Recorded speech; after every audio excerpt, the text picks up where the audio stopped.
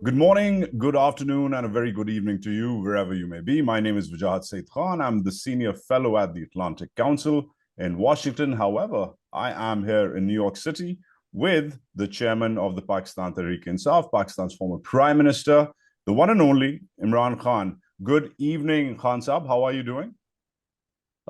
As good as in the circumstances, living in interesting times. Well, speaking of the times, is your famous exercise regime still in play, considering your bullet injuries and considering your schedule these days with your 150 something court cases? I still haven't fully recovered from my bullet wound because it damaged my nerve in my right foot. So therefore, exercise is very limited. And then I have, almost 160 cases now. So my time is really spent from one courtroom to the other.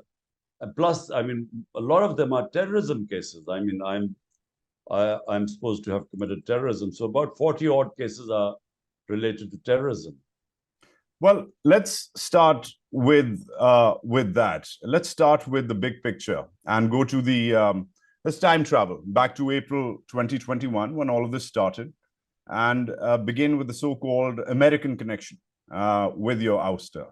A lot of people are interested, at least in this neck of the woods, about whether it was short-sighted of you to blame the US, target the Americans after your ouster, considering how you and your party are now hoping for their support. The State Department has just recently called you a private citizen and said that it's not going to comment on your status. I see you smiling, interestingly, but do you think it was short-sighted to really tick off the Americans, considering where you stand now regarding their support? Well, let's just break it up. First of all, the facts. What happened? I get a cipher. Cipher is this coded message from my ambassador in Washington. He sends me this coded message. And now you tell me, how should have I responded? I mean, anyone, if they had got a message like that, prime minister of a country gets a message, an official meeting taking place between the undersecretary of state, US, and the Pakistan ambassador in Washington. And the message reads, here's the prime minister reading the message, that unless the prime minister, Imran Khan, is removed in a vote of no confidence, there'll be consequences for Pakistan. There were other things in the cipher, but I mean, imagine a prime minister of a country, elected prime minister of a country, reads this message that an American official is telling my ambassador that Pakistan should get rid of me. Otherwise, there'll be consequences. So I took this to the cabinet because I thought this was deeply insulting. For a country of 250 million people, I thought it was humiliating for anyone to write, any official from any country writing a letter like that, or sending a message like that to the prime minister, elected prime minister. Then I put it in front of the National Security Council. The National Security Council, which is headed by all the service chiefs, including the army chief. This National Security Council then gives a démarche to the US, protest that this is meddling in the internal affairs of Pakistan. But what happened was that after the cipher, the next day the vote of confidence is tabled in the National Assembly, and within weeks my government goes. So I basically narrated the fact this is not anti-Americanism. This is a fact. After my government goes, the government of Shahbaz Sharif, who was part of this conspiracy, they then hold a National Security Council meeting. They call the ambassador from the US, Asad Majid, and they ask him, were the contents in the cipher true? Does he stand by them? And he stood by them. He said, this is exactly what happened. So I was basically narrating a fact. Now, as subsequently things unfolded, it turns out that our ex-army chief, who was then the army chief, General Bajwa, he was actually campaigning through his lobbyist, Hussain Haqqani, who was paid $30,000 by my government, he was lobbying with the US to say that Imran Khan was anti-American. He tweeted, General Bajwa was pro-American, I was anti-American. So therefore, what transpired later on was that actually my own army chief was campaigning against me, that I was anti-American. And I think he was feeding them, because that's how this cipher must have gone, because I had perfectly good relationship with the Trump administration.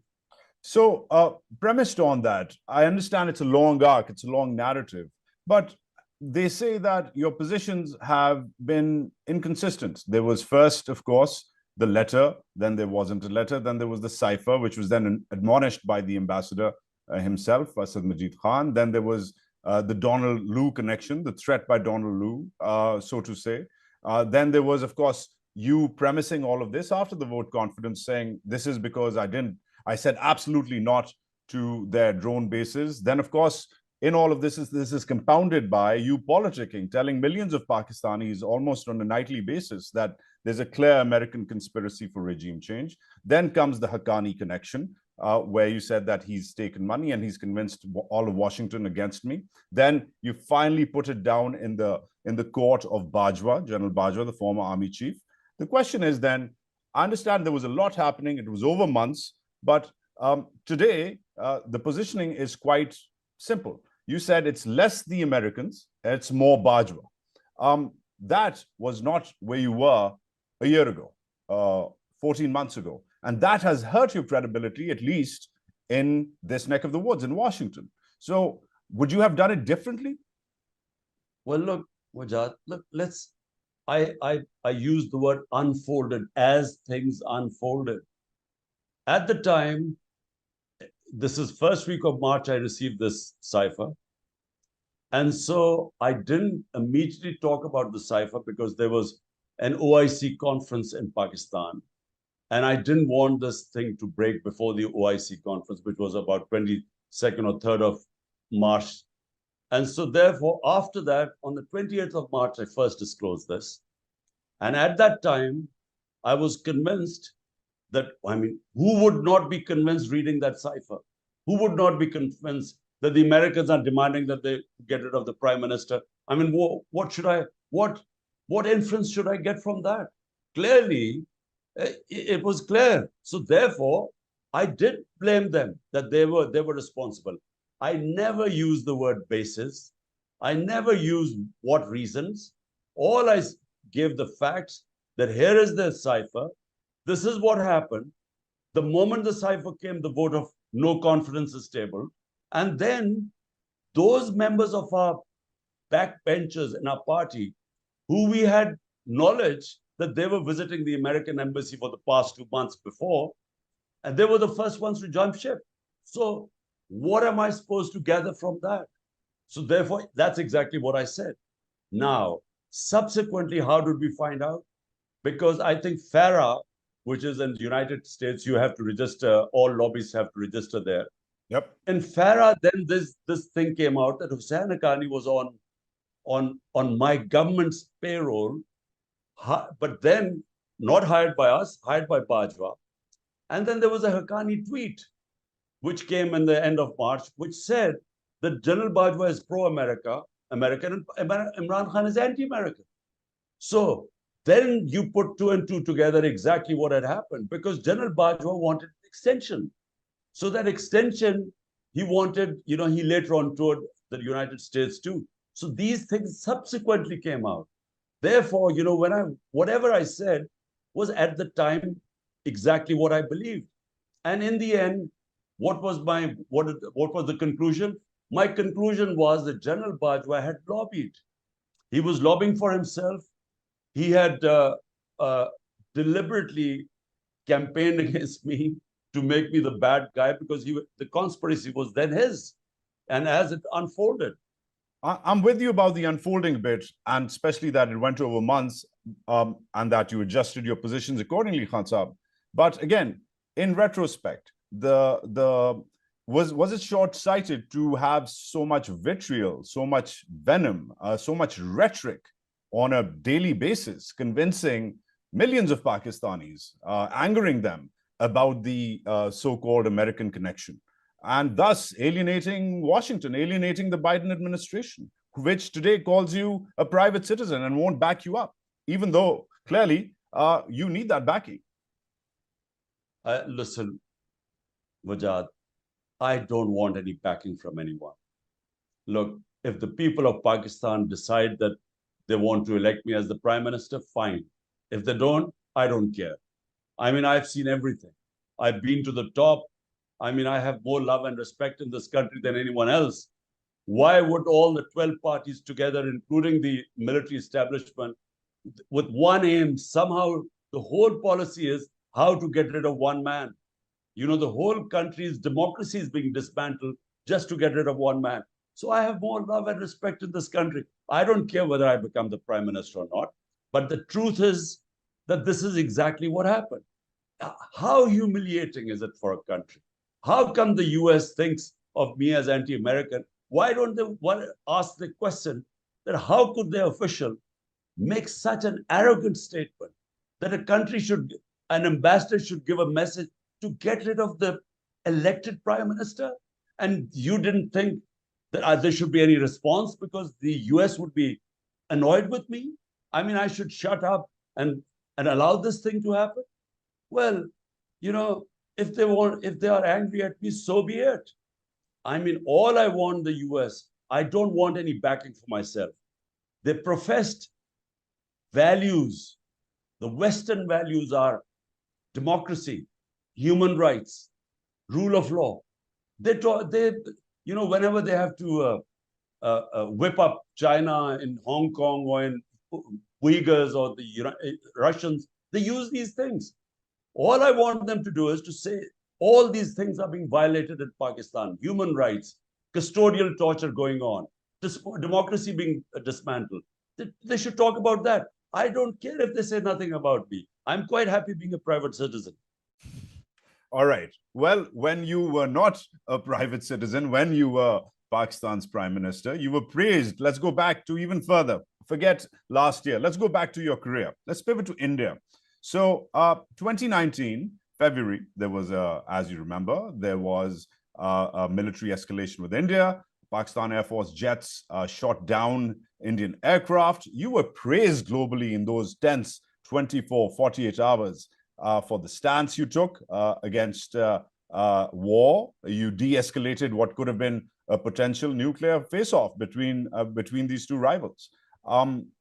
You were, again, I'm going to say it on the record because it needs to be said, you were quite responsible in your statements and praised globally, even in India. However, eventually, the criticism is that you missed an opportunity to establish long-term peace with India. General Bajwa, I know you're not a fan, but General Bajwa came with a peace plan, which was constructed very delicately over years. There was a ceasefire, there were trade talks, there was a potential visit in the offing, and you rejected the trade talks. Even though as Commerce Minister, which you wore that hat, you first approved the trade ties, but then as Prime Minister, you rejected them. It was quite awkward to see the same man, Imran Khan, the Commerce Minister, saying yes, peace with India, normalization with India, saying no, as Prime Minister, no peace with India, no normalization with India. What caused that? What caused that irregularity? Was there ISI interference? Did you get a second reckoning? Why did you change your mind? Look, I do not believe in settling issues through military action. I am against. I have always been anti-military settling issues through war or through using arms. So and this is not now. It's been my view for 3 decades. Now, what happened was that when that happened, when the Pulwama happened and we returned the pilot, I mean, it was clear that it is unthinkable for two nuclear-armed countries to even think of escalation. I mean, I am worried about what's happening in Ukraine right now, and I worry that this could go out of hand. So, as someone who is against nuclear arms and the the idea of the world committing suicide through a nuclear war. So what happened was that on 5th February 2019, India took away the statehood of Kashmir unilaterally. Now, we all know that there's a United Nations Security Council, not one, two resolutions on Kashmir, that Kashmir was a disputed territory between Pakistan and India. And through a plebiscite, it was to be decided, the people of Kashmir were supposed to decide. Now, that was the status. Suddenly, on 5th August 2019, India unilaterally got rid of that treaty and the UN resolutions and took away the statehood. So what were we supposed to do? 100,000 Kashmiris have been martyred in this in their quest for independence. And so what was Pakistan supposed to do? Accept the fait accompli, or actually stand with the people of Kashmir who had given such sacrifices? So that's what we decided. And the reason why our relationship, and by the way, I tried my best before then to improve our relationship with India. In fact, my first statement was, you come one step towards us, we'll come two towards you. I mean, I tried everything, but I came across this brick wall, and I realized it's something to do with the RSS BJP mentality, where they just want, they've cashed in on hostility with Pakistan. That's all. But frankly, it was never a question of being misled by anyone. And Bajwa, I don't know what he's talking about, because the idea which he was floating to me was that first India would give some concession, then we would invite them to Pakistan. The concession was that they would gradually steps, they would undo what they had done on 5th August. But that never happened. So it never moved forward. I don't know what he's talking about. So, because Bajwa keeps shifting his positions. So what about the bit which your office did? Forget Bajwa. You accepted during all of this, during this potential breakthrough, when there was a ceasefire in place, when there was a visit by Prime Minister Modi in the offing, where you would have hosted him. I mean, if I may, Khan Saab, this is a Nobel Prize being presented to you. And here you are as Commerce Minister. You accept trade talks, and then a few days later, you reject your own trade talks. I'm trying to get to the bottom of, was it forces within the military? Was it the ISI? What did you get intelligence briefings from someone? What caused you to change your mind when you were almost there, along with your chief, in trying to repair ties, even convincing India to back off from Article 370? Look, I don't remember the trade talks. All I know is that there was this supposed to be a quid pro quo.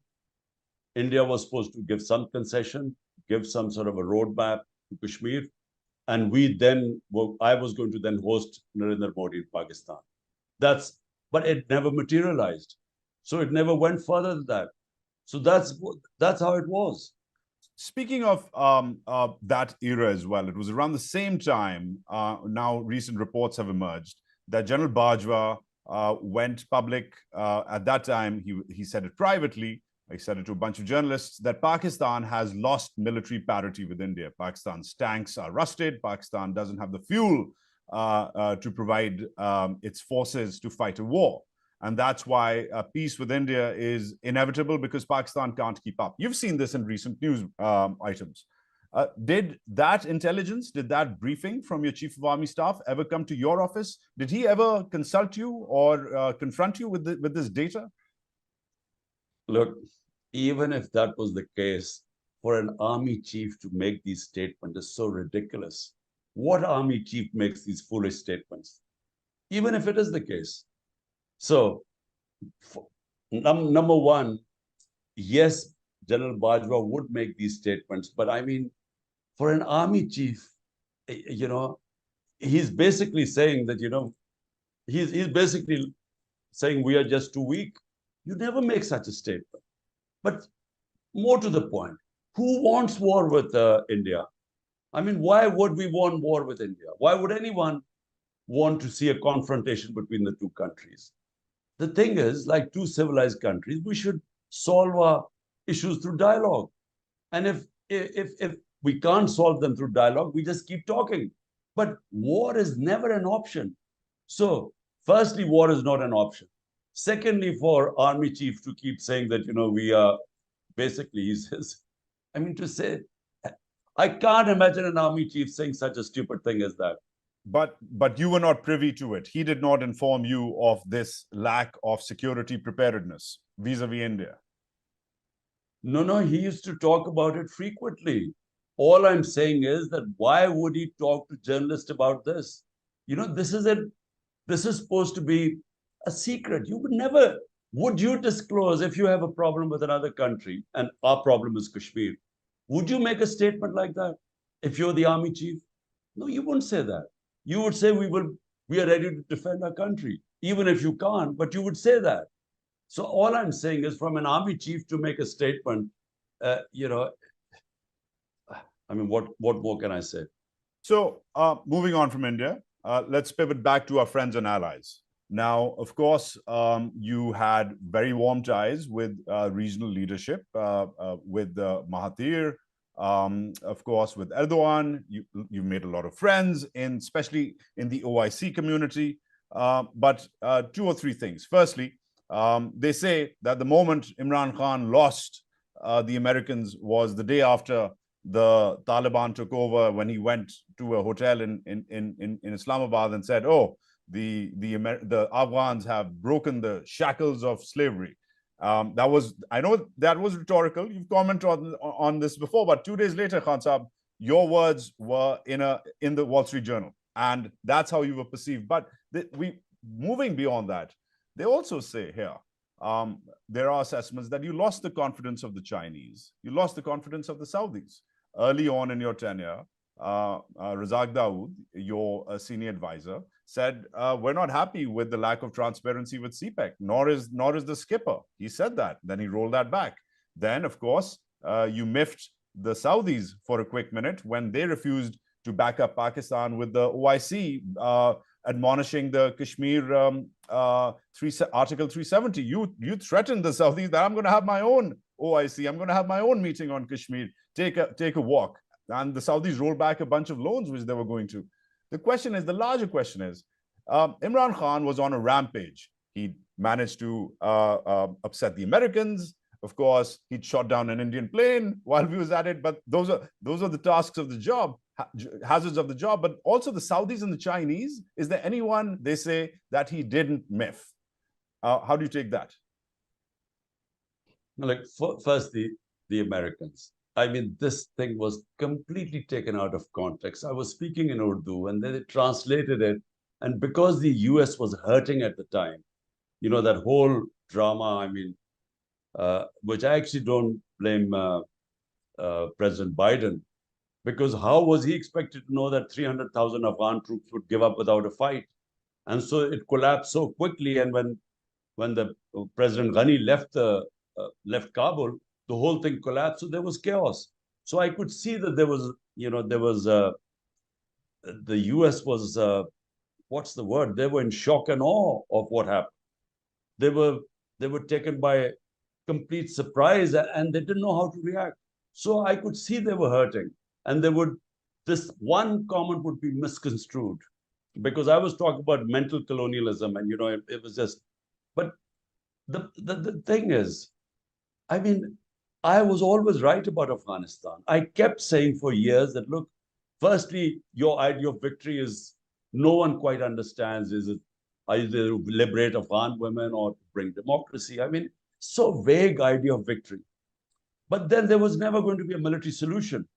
Anyone who knows Afghan history. So I think that might have been, maybe they took that as anti-American.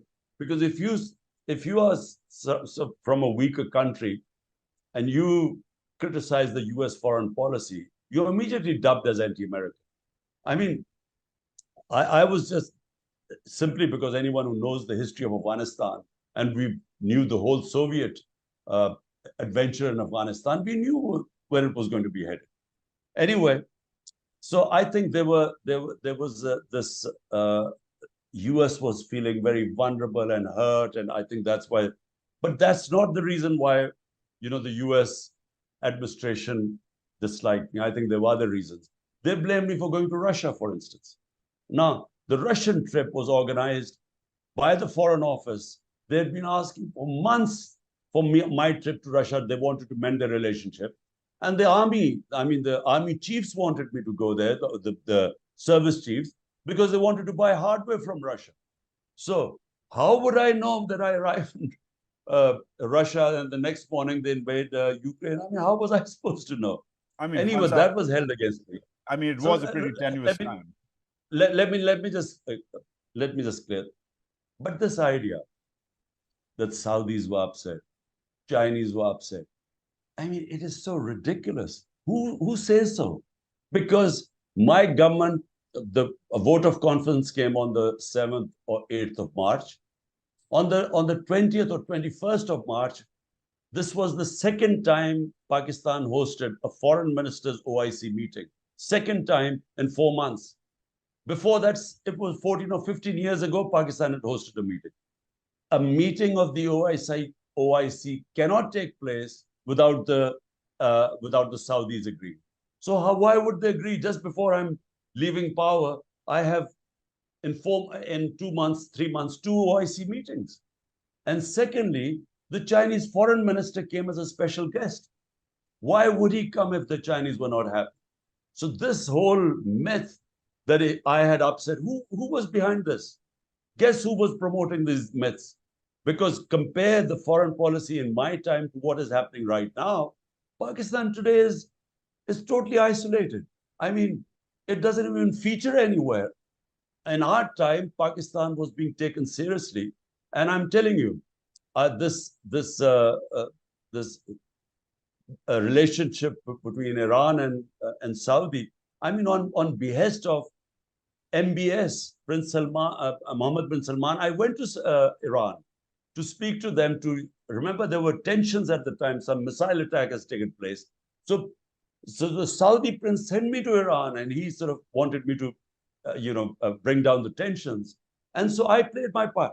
So how is it? And even on Yemen, I mean, Yemen, we tried to sort of end this war and play our role in it. And this is because the Saudis and the Iranians asked us. So this idea that we were isolated and, I'd upset friends is just total nonsense.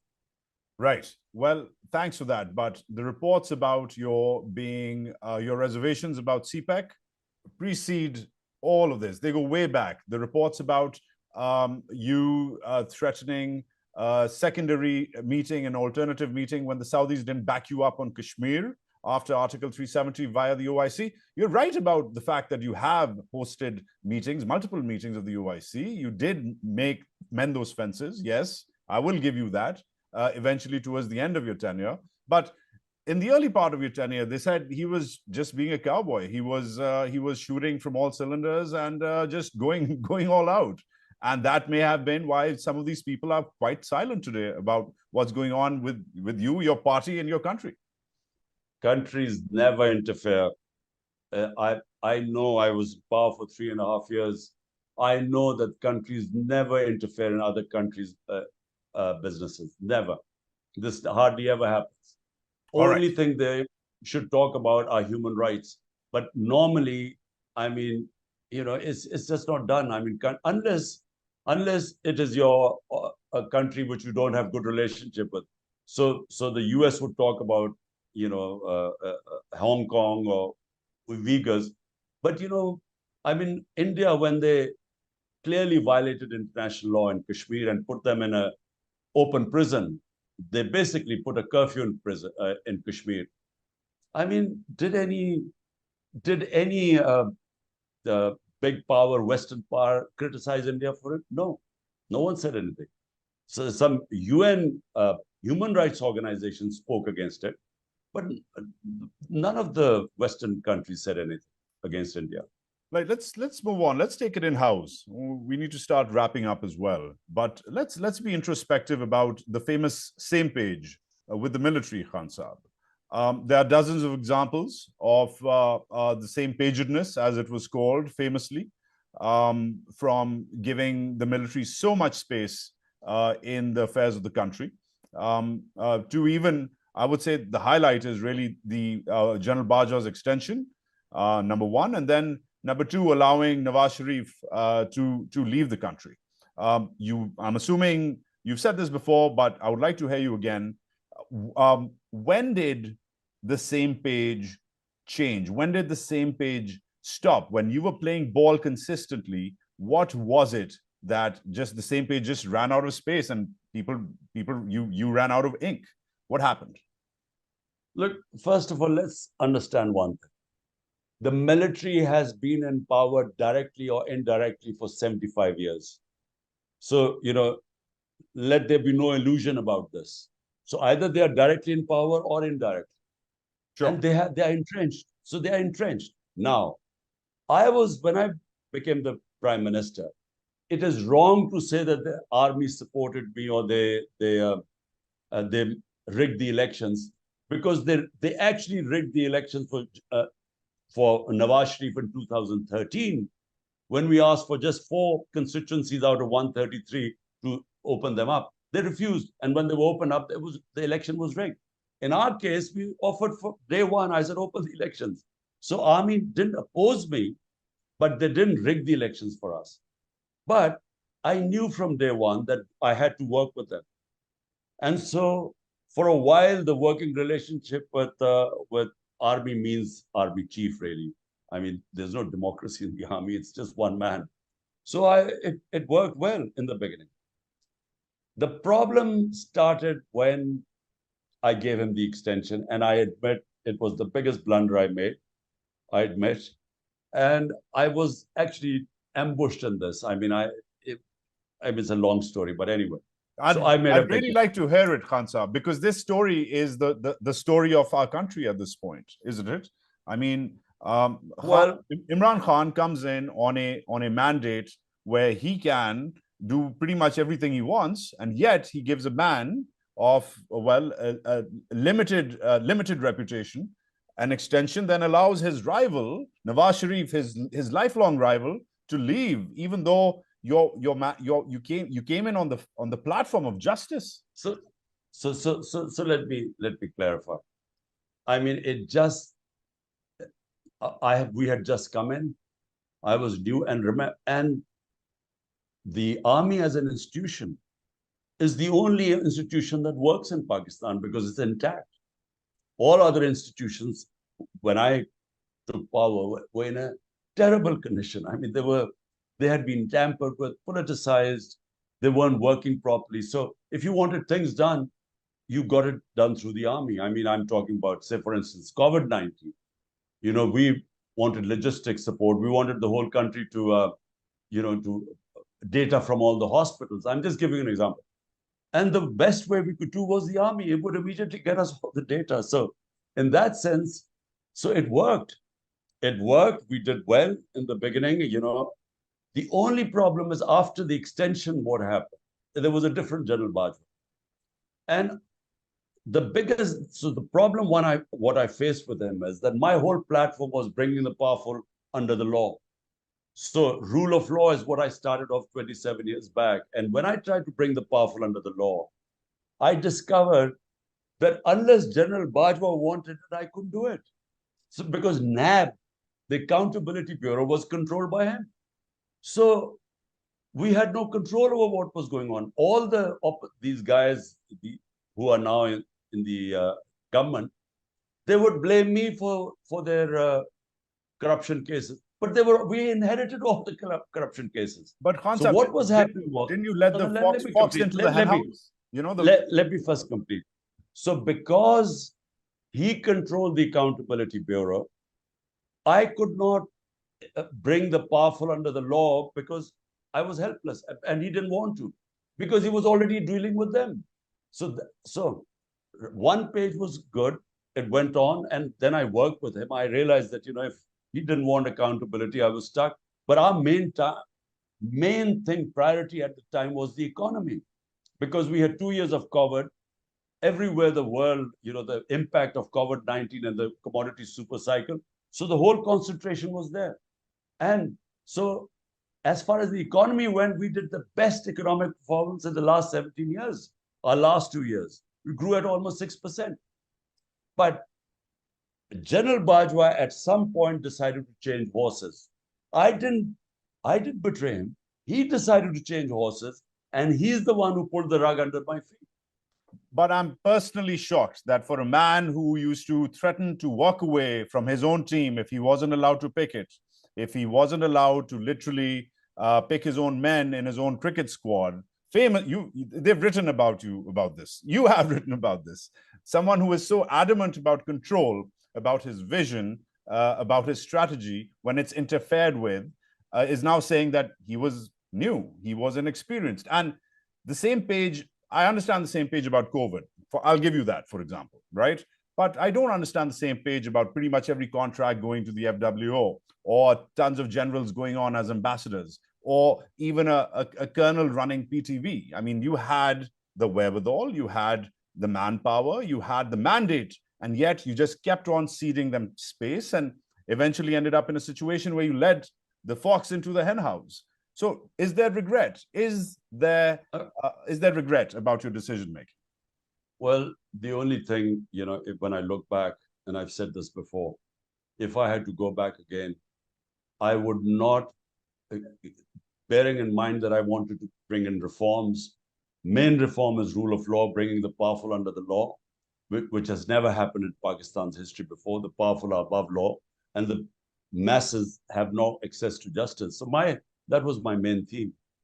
I discovered that unless you have a powerful mandate by the public must give you a strong mandate. You must have a strong government. Only then can you implement your reform program. Unfortunately, I had a weak coalition government. So the moment I used to go after the powerful, the problem used to be to keep my majority intact. And we could only keep our majority intact by telling the army, I mean the ISI, look, you must make sure that my members appear for voting. This is what happened. Now, with hindsight, I should have immediately called for elections. And I should have, if I had not got a good enough mandate, I should have stayed out. Because it is not possible. If you want a reform program and take on the big mafias, you cannot do it if you have a coalition government with a thin majority. You can't do it. So that is the mistake I made. And that's why I became more and more dependent on the army chief, because he could, get a budget passed, because they could then tell they had the clout. And it's exactly what's happening right now. If the military withdraws support, this coalition would fall apart in days. So speaking of current affairs, coalitions, electoral politics, Khan Saab, leadership is the undergirding of all of this. And currently, I see the PTI's flag right behind you, and the PTI is a shadow today of what it was just a few weeks ago. People have left in droves. Just this morning, you were kind enough to send me a story by the New York Times about how people are leaving in droves. They're being forced to leave in droves. Some of your old school, old guard has stuck around. Most of your electables, of your new guard, who you praised so highly, you gave them higher office and appointments, they've left. And yet, this brings me to the question of leadership, where, again, a man who was famous for his captaincy in the cricket field, who used to claim that, listen, trust me, I can put together the right unit. This is what they pay me for. This is what I do. Today has been left by much of his unit, which then makes me compare the plight of the PTI today to the plight of, for example, the PML Noon in the late 90s, where they were under pressure too after a military coup, but nobody left Nawaz Sharif in the droves in the mass exodus that we are seeing with the PTI. Does that say something about your captaincy and your leadership, or does that say something about the weak structure of the PTI? Let me first tell you exactly what happened, because I was in the opposition in 2002. The entire PMLN became PMLQ. So there were only 10 members left. What are you talking about?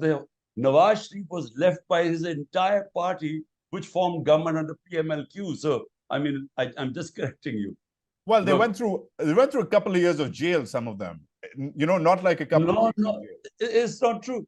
There were about five or 10 people who went to jail. This time, I mean, what people have gone through now, they've been thrown in jails and they've been shut in these small cells with a lot of people and death cells. I mean, their business have been destroyed. They've been warned. I mean, their families have been threatened. This has never happened in this country before. What the way they have been making people leave my party, it's unprecedented. But Vajat, my today PTI is stronger than ever in its history. PTI today is the strongest party in Pakistan's history. Why? Because PTI has the biggest vote bank. It doesn't matter if people leave you. If electables leave you, it doesn't matter. I'll just give you an example of Punjab. We gave almost 400 tickets in the Punjab election. Punjab is 60% of Pakistan, the provincial. So I gave 400 tickets. You know, only 40 people have left. And you know what about the rest? They're all hiding. None of them are staying in their houses. Their houses are broken in, the relatives are picked up, their businesses are shut. And yet, out of 400, only 40 people have left. Why aren't they leaving? Because they all realize that the moment they leave the party, it's the end of their politics. Because the people in this country have never stood with any party as they stand with PTI today, which is why you have the whole government machinery, the whole intelligence agencies, all institutions, one point agenda, somehow to dismantle PTI, and they're failing because the vote bank is growing rather than the vote bank shrinking. The vote bank of PTI is growing, which is why people are not leaving us. You would imagine how, I mean, it's never happened here before. My sister's houses have the police has gone in there. They picked up the servants when the son was there. I mean, one sister has a huge corruption case thrown on her. She was not even in government. So my house, my wife, the cases against my wife, they've gone after everyone. So they're doing this to all ticket holders. Despite all that, people are not leaving the party. Only a few people you see have left. But Khan Saab, they're saying you tried to trigger a coup. They're saying you've been in touch with the former army officers. They were saying you tried to divide the ranks of the world's fifth largest military, which begs the question: have you been in touch with, for example, General Faiz? I know you've been in touch. You were in touch with General Bajwa even after your ouster, and you said so accordingly, which surprises me, by the way. The same man who kicks you out, you end up trying to negotiate with him, but. Are you in touch with General Faiz? Have you been in touch with military brass? Because that's what they say. They say this man is troubled and he thinks the rules don't apply to him. And he tweets, his party tweets that he's a red line. Why can't he turn up to court like everybody else has since Maulana Muhammad Ali Johar, Pakistani or Indian Muslim leaders have suffered court cases and have gone to jail? What's so special about Imran Ahmad Khan Niazi? That's what they say. Special, I have 160 court cases. 160 cases against me. And I do nothing, but most of my time is going from one court to the other to get bail. Tomorrow again, 19 cases tomorrow, I'm trying to get bail. 19 cases. It's never happened in our history before.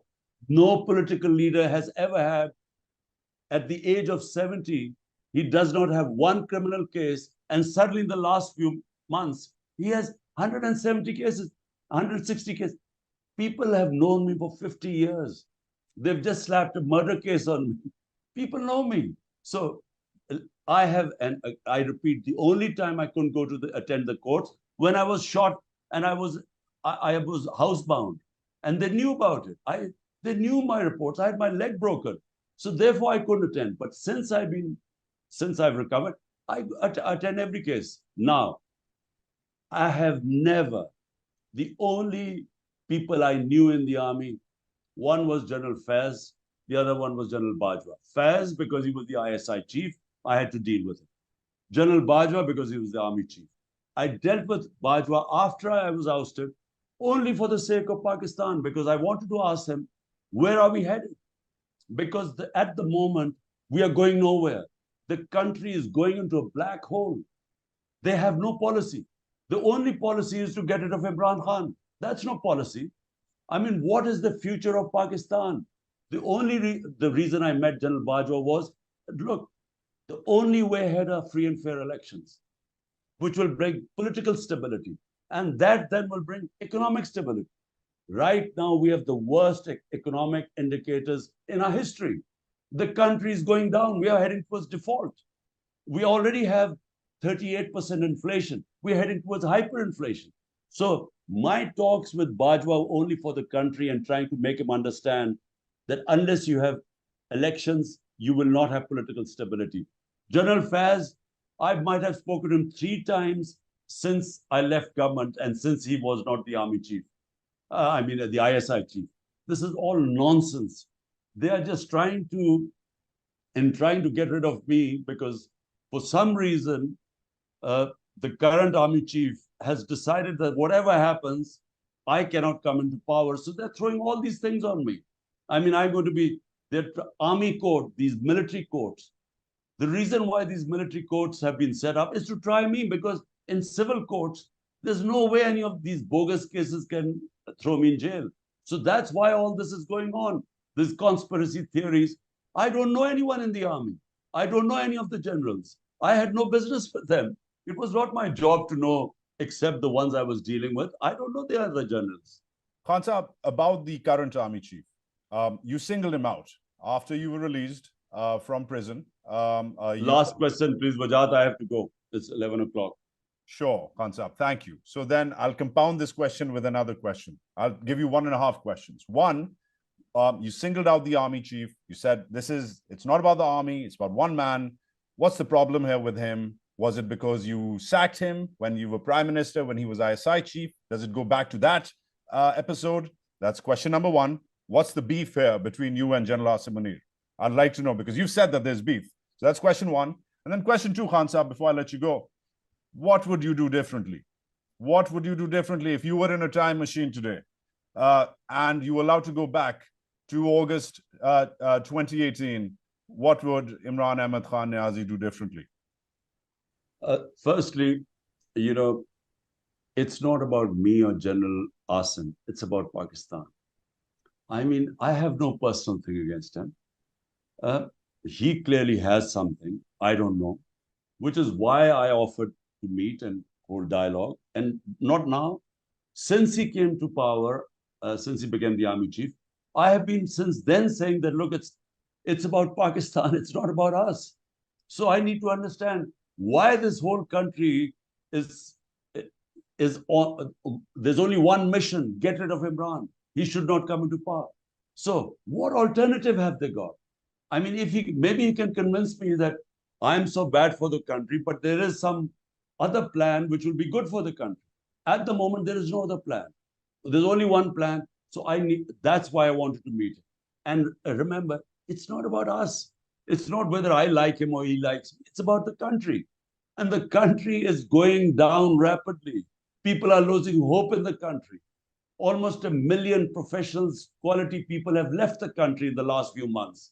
There's a flight of capital, so that's my point. But I must interject. Why did you fire him when he was ISI chief, Khan Saab? What happened? There were issues. I had issues with him, and so therefore, I couldn't work with him. But that's in the past. I have no issue with him. I think right now it's not about personal likes and dislikes. It's about the country. Now, secondly, if I had to go back again to 2018, I would have called for elections. I would have, I would have dissolved the parliament and gone for general elections again, and only taken power. When you were asked for an extension at that point, when would you have asked for elections again? I'm just trying to figure out. No, straightforward, straight away. I mean, had I known how difficult it was to implement your program, we inherited the biggest current account deficit in our history. So the country was bankrupt. So we inherited 2 big deficits, the fiscal deficit and the current account deficit. So the economy was in shambles. And we were the first time in government. And here I had this ambitious program of rule of law to bringing the mafias under control. There was no way I could have done it with a coalition government with a thin majority. It was just not possible. So with hindsight, I should have gone for immediately called for elections and only taken government if I had a substantial majority. And moving on this week, you are faced with a lot of court charges. You're going to Islamabad, you're going to Balochistan, a sensitive area, an insecure area. Do you still fear that you might be targeted, your life might be targeted, Imran Khan? Yes, I do. Well, the government, I mean, the interior minister has said my life is in danger. I mean, he said from foreign agencies, but actually it's the government itself there were two assassination attempts on me. One was on the 3rd of November last year. One was on 18th of March in Islamabad. So will there be another one? I think there's a strong possibility because they would imagine that even if I'm put in jail, which I have I just know that in the next 2 weeks they'll find some way to put me in jail. So they would worry that even if I'm in jail, my party would still win. So I think they'd be thinking of the final solution. So I'm prepared. I'm sorry. That anything could happen. Imran, did you just say that you're mentally prepared to be killed? Is that what you just said to me? No, I'm mentally prepared that anything could happen. I mean, someone who's faced 2 assassination attempts is going to be prepared that there's a possibility because the reasons are still there when they tried to kill me twice before.